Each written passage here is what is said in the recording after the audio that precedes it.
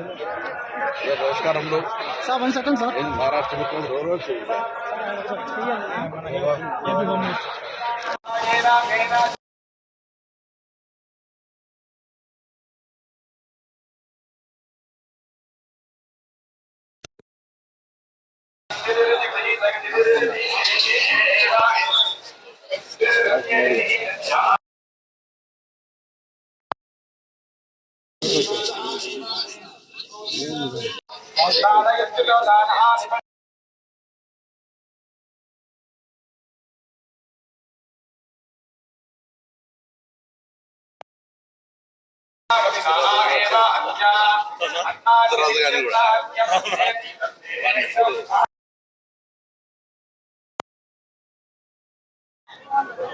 తెలంగాణ రాష్ట్ర ప్రభుత్వం దేశంలో రోల్ మోడల్ గా మార్గదర్శకత్వంగా ఉండే విధంగా కుల సర్వే నిర్వహించింది.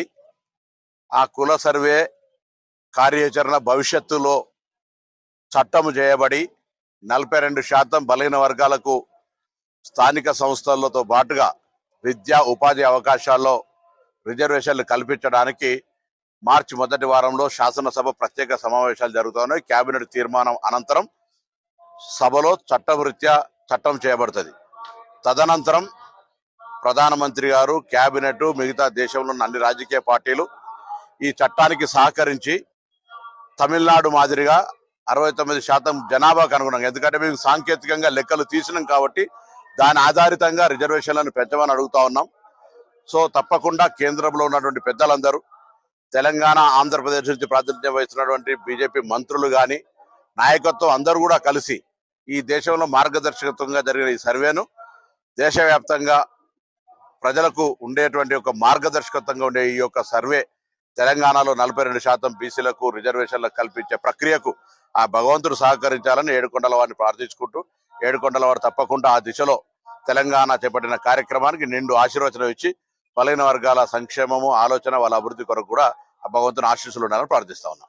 ఎక్కడ దానికి ఎందుకు అనుమానం అవసరం లేదు. ఏడుకొండల వారి దయతోటి ప్రజల ఆలోచనకు అనుగుణంగా ప్రజాపాలన ప్రభుత్వం వచ్చింది. 5 సంవత్సరాలు కాదు, 10 సంవత్సరాల పాటు ప్రభుత్వం కాంగ్రెస్ ప్రజలకు తెలంగాణ అభివృద్ధి దిశలో తీసుకుపోయే విధంగా, రైజింగ్ తెలంగాణ దేశంలోనే అగ్రభాగాన నిలబడే విధంగా మా కాంగ్రెస్ ప్రభుత్వం కొనసాగుతుంది.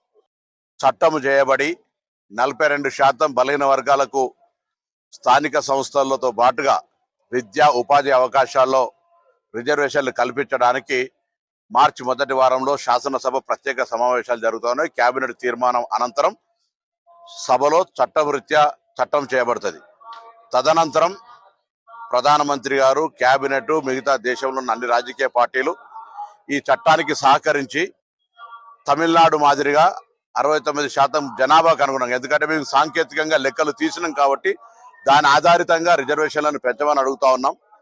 సో తప్పకుండా కేంద్రంలో ఉన్నటువంటి పెద్దలందరూ, తెలంగాణ, ఆంధ్రప్రదేశ్ నుంచి ప్రాతినిధ్యం వహిస్తున్నటువంటి బీజేపీ మంత్రులు కానీ, నాయకత్వం అందరూ కూడా కలిసి ఈ దేశంలో మార్గదర్శకత్వంగా జరిగిన ఈ సర్వేను దేశవ్యాప్తంగా ప్రజలకు ఉండేటువంటి ఒక మార్గదర్శకత్వంగా ఉండే ఈ యొక్క సర్వే తెలంగాణలో 42% బీసీలకు రిజర్వేషన్లకు కల్పించే ప్రక్రియకు ఆ భగవంతుడు సహకరించాలని ఏడుకొండల వారిని ప్రార్థించుకుంటూ, ఏడుకొండల వారు తప్పకుండా ఆ దిశలో తెలంగాణ చేపట్టిన కార్యక్రమానికి నిండు ఆశీర్వచనం ఇచ్చి బలహీన వర్గాల సంక్షేమము, ఆలోచన, వాళ్ళ అభివృద్ధి కొరకు కూడా ఆ భగవంతుని ఆశీస్సులు ఉండాలని ప్రార్థిస్తా ఉన్నాం.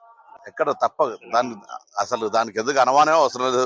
ఏడుకొండల వారి దయతోటి ప్రజల ఆలోచనకు అనుగుణంగా ప్రజాపాలన ప్రభుత్వం వచ్చింది. 5 సంవత్సరాలు కాదు, 10 సంవత్సరాల పాటు ప్రభుత్వం కాంగ్రెస్ ప్రజలకు తెలంగాణ అభివృద్ధి దిశలో తీసుకుపోయే విధంగా, రైజింగ్ తెలంగాణ దేశంలోనే అగ్రభాగాన నిలబడే విధంగా మా కాంగ్రెస్ ప్రభుత్వం కొనసాగుతుంది.